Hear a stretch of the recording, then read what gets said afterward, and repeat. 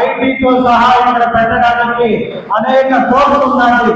ఆ సోర్స్ వాడుకోవడానికి మనం ఏం చేయాలి అంటే కలిసిమెలిసి అందరూ ఒక యూనిటీగా ఉండాలని వాళ్ళ అన్ని పార్టీలు అంటే రాజకీయ పార్టీలను ఎందుకు పిలిచాను అంటే ఏదైనా అభివృద్ధి ఆగిపోతుంది అంటే అది ఒక రాజకీయ కుటుంబంలో లేదా రాజకీయ పార్టీల మధ్య ఐక్యత లేనప్పుడు మాత్రమే జరుగుతుంది. ఈ రోజు నాకు తెలిసి అన్ని పార్టీల వాళ్ళు వచ్చారు. నెక్స్ట్ మీటింగ్ కి అన్ని పార్టీల ప్రెసిడెంట్లు కూడా ముందుగా సమయం ఇచ్చి ఆహ్వానించి ఈ చిత్తూరు అభివృద్ధిలో అందరినీ అంటే ఇక్కడ ఏదో ఒక ఎమ్మెల్యేగా నా ఒక్కడి ఏదో చేస్తానంటే ఏమీ చేయలేదు. నేను చేయగలిగింది ఆలోచన శక్తి మాత్రమే.